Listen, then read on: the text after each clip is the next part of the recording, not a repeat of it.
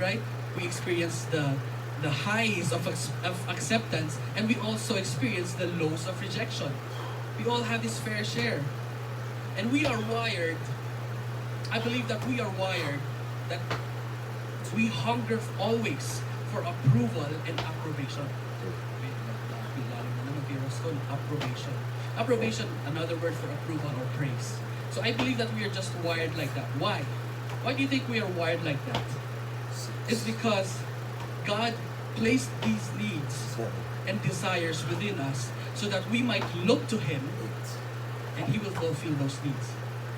But the danger here is, what if we don't look to God? What happens is we fall into the standards of the world. Yeah? So we become accepted in the world, but not as who we are.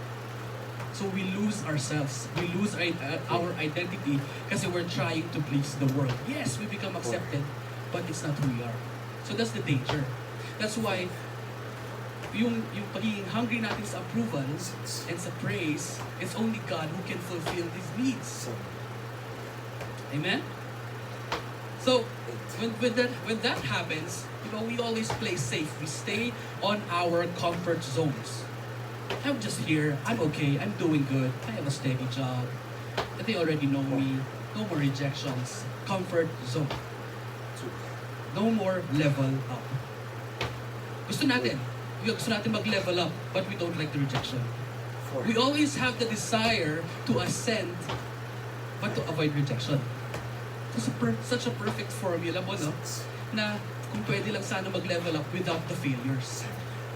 Diba? Perfect formula. Perfect formula. Paano yun? But let me tell you today that actually, there is a perfect formula. It's not that. Na yung, I will not give you a sure part dun na you're going to have level ups without rejection. But, yeah, we'll just go there later.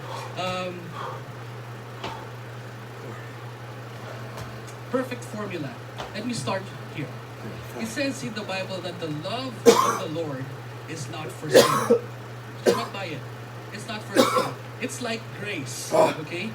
That His acceptance and approval is a free gift. Sabihin niyo po, free. Libre. Wala kang binayaran. It's given to you for free. Right? And it comes through Jesus Christ alone. So acceptance is under grace. It's free. You are accepted for free. You didn't have to earn it. It was given to you for free because God knows you deserve it. Amen? Let's go to Ephesians chapter 1 verse 6. It says there, to the praise of the glory of His grace, by which He made us accepted in the Beloved. Let's just stay there. It didn't say, to the praise of the glory of your service. It didn't say that. It didn't say, to the praise of the glory of your works. What did it say? To the praise of the glory of His grace, which is free, by which He made us accepted in the Beloved. And who is the Beloved? Jesus Christ. Through Him we are accepted. I cannot make this so simple enough, so I'll make this simple enough. Today. Oh, accepted is such a lovely word. Because based on my experience talaga po, before, you have to do a lot before you get accepted in a certain group, certain circle of friends, diba? Before you do this. But it's not the main thing pala po today. And let's go to Ephesians 5:10. I don't know if it's there. No, it's not there. Ephesians 5:10, it says there, one part of it says, what pleases, or find out what pleases the Lord. And usually, some people put this message out of context.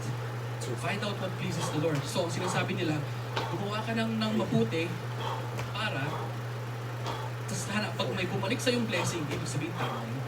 Na-please mo si Lord. Out of context. Mali po yun.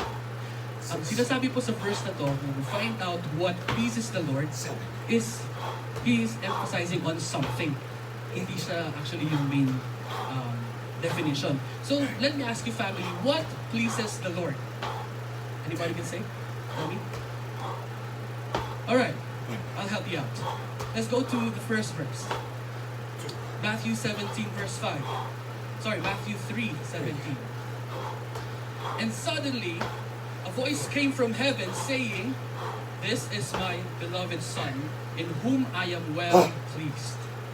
Okay, the scenario here was during the baptism of Jesus. Alright? So, alright. Next verse, Matthew 17 naman. He says there, he was still speaking when behold a bright cloud overshadowed them, and a voice from the cloud said, "This is my beloved Son, with whom I am well pleased. Listen to him." So, what pleases the Lord? The Son, the beloved, Jesus. That is what the Lord pleases. That is what pleases the Lord. It's Jesus. It's not us. It's not our works. It's Jesus. Okay? And let me tell you this. During this time, how many ministry success did Jesus had accomplished before God spoke these words?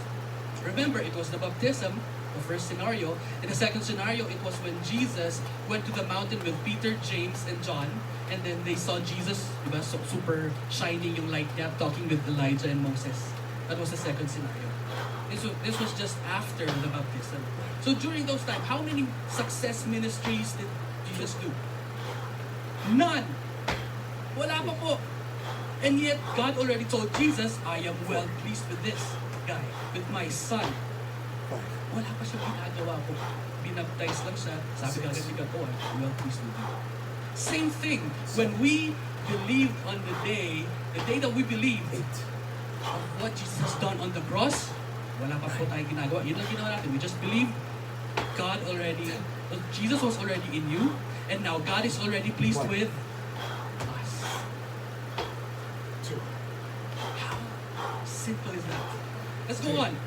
So, none. Wala pang ginawa. It's the unconditional affirmation of heaven. Right? And yet God said, "I am well pleased with this guy." So what happens is that Jesus was so secured at his position with God. He is so secured. That's why he went out now doing healing, success in the ministry, because he was secured. Hindi na siya performance. I have to do this because so that I can please my God. No, he went and saved the world because he knows that is what his dad loves. Amen? So he was secured. So he was not competing for his father's love. He was not also in contest with the law or the prophets. Why? Because Jesus is secured. Okay? So, when I was growing up, I know you know the story. If you don't, you can look it up. When Jesus was on the mountain, being tempted by the devil, turn this stone into bread if you are God. You jump off this cliff. Not gonna show the devil because God will save you. Maybe He's gonna give you wings. But you know that story, right? When I was a kid, my picture, alright, that's before the grace, our message of grace. My picture is that si Jesus was in the mountain, mukha na siyang ermitanyo, sanggan. Ganun talaga yung imagine ko eh. Tapos hinang-hina na siya, I'm so hungry, I'm doing prayer and fasting, I'm so kawawa. Diba? Yun po talaga yung picture ko. That's why the devil was like, gawin mo itong bread kasi gutom ka na, diba? Tamid ka siya para matapos na to, diba? Save ka naman ng Lord. So that was my picture. But now, I'm gonna borrow this phrase from one of our pastors, Pastor Jody, na how about now we're in the gospel of grace. What if we look at the Bible through the lens of grace? Now, my perspective changed. And now this is how I believe the real picture was when Jesus was in the mountain doing his prayer and fasting. It was like this. Imagine Jesus